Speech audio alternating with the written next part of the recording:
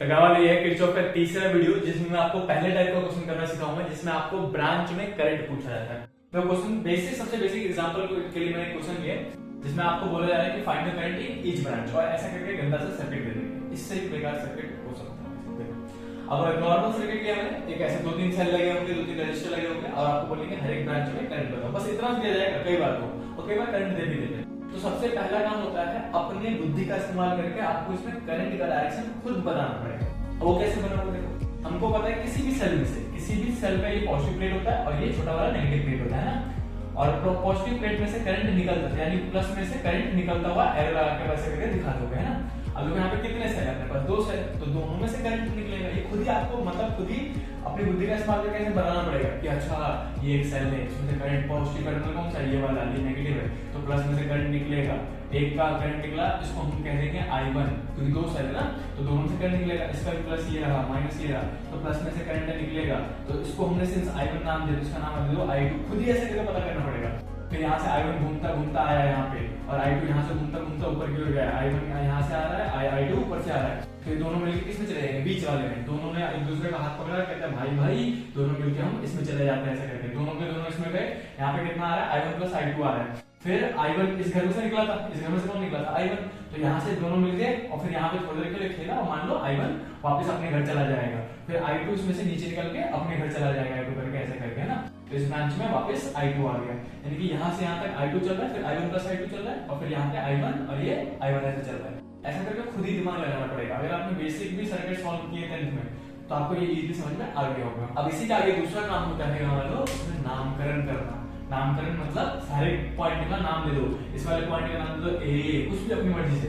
B, ये हो गया C, ये हो गया D, ये हो गया E, ये हो गया F। ऐसे करके हमने सारे पॉइंट्स के नाम दे दिए क्योंकि आप केवीएल अप्लाई करने जाओगे इसके लिए। केवीएल मतलब होता है किरचॉफ वोल्ट लॉ। देखो अब जितने ये रखना, जैसे आपने ये पूरा सर्किट कंप्लीट किया। सर्किट में करना क्या होता है आपको? पहले तो करंट दिखाने होते हैं और दूसरा करना होता है आपको नामकरण करना होता है। जैसे आपने इतना कर लिया तो अब क्या ध्यान रखना है कि आपको देखो, अगर आपने बचपन में 10th में एलिमिनेशन मेथड और सब्स्टिट्यूशन मेथड, 2 मेथड के बारे में सीखा होगा, है ना। सब्स्टिट्यूशन मतलब इक्वेशन बनती थी, उसमें सब्स्टिट्यूशन लगाते थे या फिर एलिमिनेशन। अगर आपको सब्स्टिट्यूशन एलिमिनेशन में किसी एक पे भी हाथ बैठा है ना तो ये क्वेश्चन सारे इजीली निकल जाएंगे। और नहीं बैठा तो जो सीखा वो सीख लेना। आ जाओ देखो, अब पहले तो एलिमिनेशन सब्स्टिट्यूशन निकालने का मतलब 2-3 इक्वेशंस होनी चाहिए।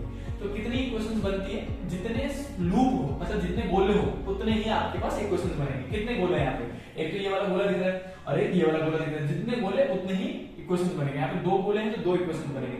अब इक्वेशन बनाओगे कैसे ये बताओ। तो अब सबसे पहले लूप का तो हम लिखते हैं यहाँ पे इक्वेशन बनाने के लिए। इक्वेशन बनाने के लिए आपको पहले लाइन लिखना पड़ेगा, बाय अप्लाइंग केवीएल। देखो बोर्ड में लिखना जरूरी होता है, पहले बता रहा हूँ, गाय मत करना। बाय अप्लाइंग केवीएल, केवीएल मतलब होता है Kirchhoff volt law. In loop, कौन से लूप में लगा उसका नाम लिखना पड़ता है। A B C F A, वापस A तक जाना पड़ता है। A B F C मत कर देना, मतलब ये R हो गया, पूरा लूप का नाम लिखना पड़ता है। A B C F और वापस A। तो उनको पता चल जाता है कि अच्छा इस वाले लूप में बच्चा केवीएल यानी किरचॉफ वोल्ट लॉ लगाने वाला है। इतना ही नहीं, जिस लूप में आप लगा रहे हो उस लूप में आप एरो बना के दिखाओगे कि आप घूम कैसे रहो। मतलब आप केवीएल मतलब क्या है? किरचॉफ वोल्ट लॉ, और वोल्ट लॉ क्या कहता है कि नेट वोल्टेज ड्रॉप 0 होगा। तो अगर मैं सबको एक बार घूम के नेट वोल्टेज ड्रॉप निकालूंगा ना तो घूमूंगा किधर से घूमूंगा? या तो मैं ऐसे करके घूम सकता हूँ या फिर मैं उल्टा भी घूम सकता हूँ। तो जैसा आप घूम रहे हो वैसा एक डायग्राम बना के दिखाओ ताकि टीचर चेक कर रहा है कि बच्चा घूमा किस है। तो इसमें मैं आपको मैं घूम रहा हूँ A B C F या ऐसे करके घूमूंगा। तो मैं अपना इसको ऐसे करके एक डायग्राम बना के दिखा दूंगा कि भैया हम ऐसे करके क्लॉकवाइज डायरेक्शन में घूम रहे हैं। अगर आप एंटी क्लॉकवाइज घूमोगे तब भी आंसर सही नहीं निकलेगा, बस उसमें एंटी क्लॉकवाइज डायग्राम बना के दिखाना होता है। तो मैं इस बार क्लॉकवाइज घूम रहा हूँ, अगले में एंटी क्लॉकवाइज घूम लेंगे। देखो अब यहाँ से A से B जा रहा है तो सबसे पहले क्वेश्चन बनाने के लिए लाइन लिखते हो, फिर ये गोला बना के दिखाते हो किधर घूम रहे हैं और इसमें अब देखो क्वेश्चन कैसे बनाते हैं बताना स्टार्ट करता हूँ। देखो A से B जा रहे हैं तो A से B में सबसे पहले कौन आता है अपने पास? सेल, है ना। सबसे पहले कौन आया? सेल। तो जो सेल का वोल्टेज है वो लिखना पड़ेगा। अब वो प्लस में लिखोगे या माइनस में? उसके लिए मैंने क्लास में बताया था सेकंड प्लेट का साइन लेते हैं। तो जब मैं A से B जा रहा हूं तो मेरा पहला प्लेट कौन सा है? पॉजिटिव का, दूसरा प्लेट कौन सा है? नेगेटिव का। तो ये जो 20 वोल्ट है वो 20 नहीं बल्कि -20 लिखा जाएगा, समझ गए। फिर आगे बढ़े तो कौन आया इसमें? एक रजिस्टर आया। अब रजिस्टर का वोल्टेज मैंने लास्ट वीडियो में बताया था, वोल्टेज के लिए हम क्या लिखता हूं? IR लिखते हैं। इसमें करंट कितना आ रहा है इस वाले रजिस्टर में? I1, है ना। और R कितने का? 2 ओम का। तो IR मतलब I1 into में 2, है ना। तो I1 इंटू में 2, यानी कि इसको 2I1 लिख सकता हूँ मैं, राइट, 2I1। तो इसका जो वोल्टेज ड्रॉप होगा वो कितना होगा, 2I1। तो यहाँ पे लिखा जाएगा 2I1, रेजिस्टेंस इंटू में करंट कर दिया, जो सा करंट वहां पे आ रहा हो, तो रेजिस्टेंस इंटू में करंट। और ये प्लस में लोगे माइनस में, तो उसके लिए मैंने बताया था रेजिस्टेंस में क्या रूल होता है कि सेम डायरेक्शन में हो तो माइनस, अपोजिट डायरेक्शन में हो तो प्लस। आप किधर जा रहे हो, ए से बी, और करंट किधर आ रहा है, देखो इधर से इधर घूम रहा है, तो अपोजिट हो गया ना, आप तो इधर करंट ऊपर की तरफ, तो इस केस में क्या लेंगे, पॉजिटिव। अब पॉजिटिव मतलब क्या, यहाँ पे लिख देंगे प्लस का 2I1, ऐसे करके कुछ बनाना है सारा। अब आ जाओ बी टू सी में कुछ भी नहीं था, नहीं तो सेल था और नहीं रजिस्टर था।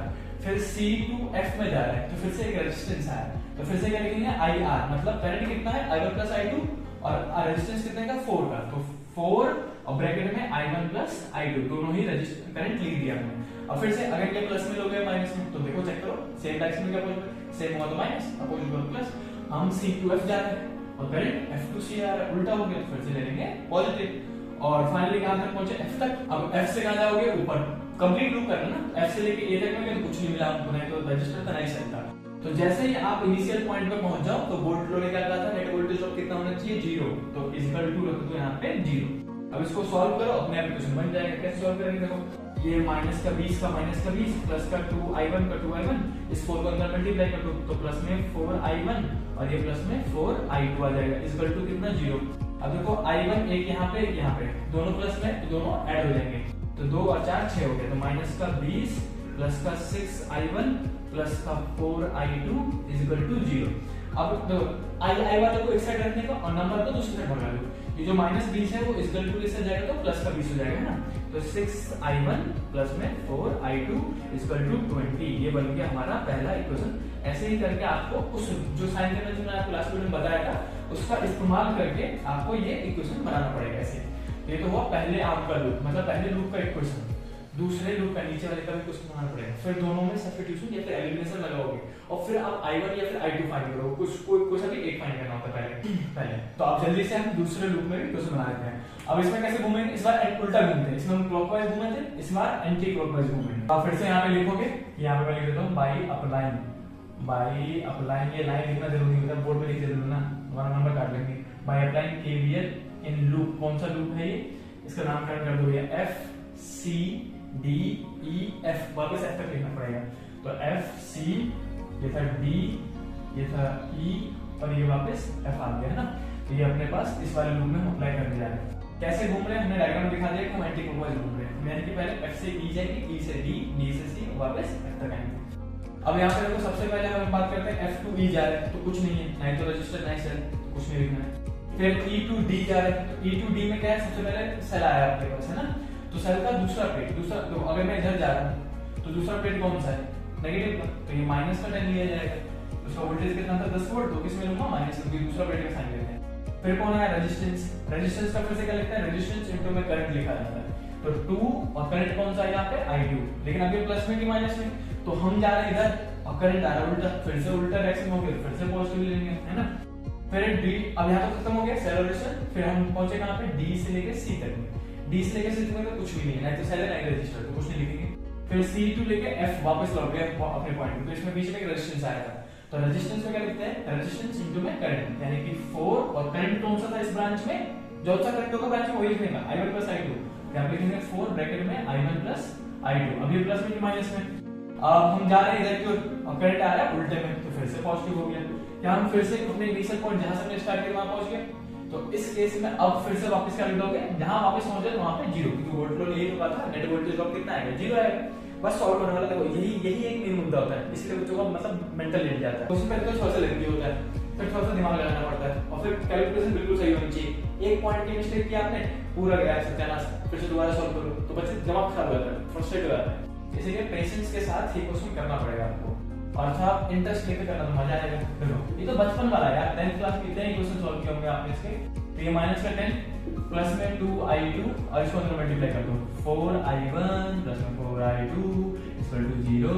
फिर से देख रहा हूँ मैं, यहाँ पे 2 बार I2 आ गया, तो दोनों को जोड़ दूंगा, दोनों प्लस में है, तो कितना आ जाएगा माइनस का 10, पहले I1 को लिख देता हूँ 4I1 और ये मिलकर कितना हो जाएगा 6I2 इक्वल टू 0। फिर माइनस 10 को नंबर को उधर भगाने का, तो ये आ जाएगा 4I1 प्लस में 6I2 इक्वल टू माइनस का 10 मिल जाएगा तो प्लस का 10 हो जाएगा। ये बन गया क्वेश्चन नंबर 2।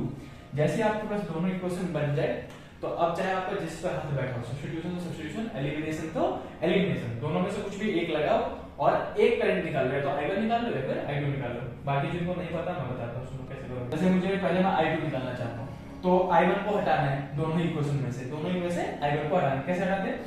देखो I1 के आगे कितना नंबर है 6, तो इस वाले इक्वेशन को, दूसरे वाले को इसके आगे वाले इस नंबर से मल्टीप्लाई करो, यानी कि इस पूरे इक्वेशन को कैसे मल्टीप्लाई कर दिया 6 से, जो I1 के आगे लिखा है। और यहाँ पे I1 के आगे क्या लिखा है 4, तो इस नीचे वाले दूसरे क्वेश्चन को, पूरे इक्वेशन को 4 से मल्टीप्लाई कर दो और फिर दोनों को लिख दो। जैसे मैं इसको यहाँ पे 6 से अब आंसर निकालने जा रहा हूँ, सब्स्टिट्यूशन मैं एलिमिनेशन लगा रहा हूँ, इसको एलिमिनेशन कहते हैं। एलिमिनेशन मेथड का इस्तेमाल करेंगे हम। और उसमें हमने क्या किया कि जिसको हटाना है, जैसे I1 को हटाना है, तो I1 का आगे 4 था तो दूसरा इक्वेशन को पूरे 4 से मल्टीप्लाई कर दो, और इसमें कितना था I1 का आगे 6, तो उसको 6 से मल्टीप्लाई कर दो। पहले मैं इसका लिख देता हूँ, देखो ये कितना आएगा, 6 से मल्टीप्लाई करूंगा तो 6 4 24, I1 30, सबको मल्टीप्लाई करना है, इसको भी इससे भी, तो 6 6 36, I2, और इसको इससे भी, इक्वल टू कितना आ जाएगा 60, तीनों से मल्टीप्लाई करना, बीच में गायब मत करना है, इससे मल्टीप्लाई करके छोड़ दिया, ऐसे कर लेते बच्चे। दूसरा, अब इसको इससे, फिर इसको इससे, सबको मल्टीप्लाई करने का, तो ये कितना आएगा 6 4 24 है ना, तो 24 I1, फिर आपने इस 4 को मल्टीप्लाई करना है इससे भी, तो 4 4 16 प्लस में 16 I2, और इस 4 को वापस किससे मल्टीप्लाई करूंगा बाद में 20 से, तो it will be equal to 20 into 4 80। अब ये क्वेश्चन आई होप कि आपने सॉल्व करना सीखा होगा कि अगर सेम साइन आ रहे हैं दोनों प्लस में तो सबके साइन चेंज कर देंगे हम, है ना। तो ये नीचे वाले अगर प्लस में तो माइनस में हो जाएगा, ये भी प्लस में तो माइनस में, और ये भी प्लस में तो माइनस में हो जाएगा। तो ये माइनस 24 हो गया, ये हो गया प्लस का, ये कट जाएगा। फिर इसको ये देखो नीचे वाला साइन लेते हैं, प्लस का मत लेना, माइनस का तो 16 है, तो 36 में से 16 गया तो कितना बचेगा 20 I2, और ये 60 प्लस का है माइनस का 80, तो 60 में से माइनस 80 लिया तो माइनस का 20 बचेगा। अब यहाँ से मुझे क्या निकालना है I2, तो I2 इक्वल टू कितना आ जाएगा, जो 20 मल्टीप्लाई में बदल जाएगा तो डिवाइडेड, तो माइनस का 20 डिवाइडेड बाय 20 करके कितना आ जाएगा, ये माइनस का 1, यानी कि जो मेरा I2 आया वो कितना आया माइनस का 1 एम्पियर। जैसे ही करंट निकल जाए आपका, कोई सा भी करंट निकल जाए, I1 I2 जो सा निकल जाए, तो जैसे आपका करंट निकल जाए कोई सा भी, तो उस करंट को दूसरे में पुट करो और आंसर निकाल लो। तो यहाँ पे सब्स्टिट्यूशन कर लो, सब्स्टिट्यूशन मैंने कर लिया हमने अपने। सब्स्टिट्यूशन में क्या है कि पहले क्वेश्चन मेन वाले क्वेश्चन पढ़ूंगा मैं, 4 I1 था प्लस में 6 I2 था, I2 को हटा के देखो, I2 किसके बराबर है -1 के, यहाँ पे 6 I2 है तो I2 की जगह में -1 रख दूंगा, इक्वल टू कितना था अपने पास 10। अब इसको सॉल्व कर दो, अपने I1 निकल जाएगा, 4 I1 ये माइनस मल्टीप्लाई होगा तो माइनस का 6 इक्वल टू कितना आ जाएगा 10, अब माइनस से 6 उधर जाएगा तो प्लस का, तो 4 I1 इक्वल टू प्लस का 16 हो गया।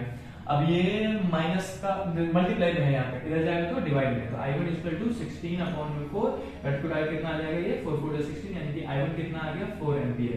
तो ये रहा I1 भी निकल गया आपका, ये रहा I2 भी निकल गया। तो अब आगे आपका जो क्वेश्चन पूछा गया था find current in these branch, जो बता सकते हो कि ए बी वाले में कौन था I1 कितना आया आपका 4 एम्पियर, फिर F और C वाले में कौन सा था, दोनों का सम, मतलब I1 प्लस I2, तो 4 प्लस माइनस 1, यानी कि इस वाले ब्रांच में 3 एम्पियर का करंट होगा। और E और D वाले में करंट कितना होगा, कैसे कौन सा चला था I2, तो I2 कितना था -1, यानी कि यहाँ पे -1 करंट जा रहा है, इसमें 3 का जा रहा है और इसमें 4 का जा रहा है। ऐसे करके आप सारे क्वेश्चन में, हर एक ब्रांच के क्वेश्चन में करंट बता पाओगे। तो ये हाँ थोड़ा सा लेंथी वीडियो बन जाता है, और ये ऐसे ही उल्टे सीधे आंसर आते हैं। कई बार आप मानोगे नहीं, आप तो क्वेश्चन अच्छे से सॉल्व करोगे उसमें से ऐसे इतने बेकार एग्जांपल आते हैं, मतलब ऐसे मतलब जो करंट निकलेगा ना वो ऐसा है 1/273, ऐसा आता है 19/198 या फिर 197, ऐसे करके उल्टे सीधे करंट, इतने बेकार करंट। तो सोचो बच्चे को माइंड पे फ्रस्ट्रेट हो गए, मतलब इतने बेकार आंसर निकालने में प्लस माइनस में बंदा रो जाएगा, रोएगा कि नहीं रोएगा। तो इसमें सिंपल सर्किट लिया था फिर भी सॉल्व हो गया। तो फिर भी इस क्वेश्चन को आप बेसिक क्वेश्चंस को प्रैक्टिस जरूर कर लेना, जितने आसान क्वेश्चन मिले प्रैक्टिस जरूर कर लेना, और इस क्वेश्चन को दोबारा खुद से करके देखने की कोशिश करना। देखो बच्चे सिंगल मिस्टेक करते हैं, इसलिए ये क्वेश्चन हार्ड बन जाता है। तो चलो एक बार आपको मैंने रूल सिखा भी दिया, साइन कन्वेंशन बता दिया, और ये वाला हो भी गया। नेक्स्ट वीडियो हम करेंगे ब्रांच वाला क्वेश्चन, जो कि मेनली नीट और कॉम्पिटिशन एग्जाम में पूछा जाता है, कई बार बोर्ड में पूछा गया, तो उसको भी ध्यान से देख लेने का। और इस वीडियो को लाइक करो, सिंस हम इतनी मेहनत कर रहे हैं तो इस वीडियो को शेयर भी करो अपने दोस्तों के साथ, और प्लीज कमेंट करके बताना कि समझ में आ रही है, ताकि हमें जो हम इतनी मेहनत कर रहे हैं उसमें हमें भी लगे कि हाँ कुछ तो बढ़ती हम कर रहे हैं। चलो जल्दी इस वीडियो को लाइक कर दो, मिलते हैं नेक्स्ट वीडियो में, तब तक के लिए बाय बाय।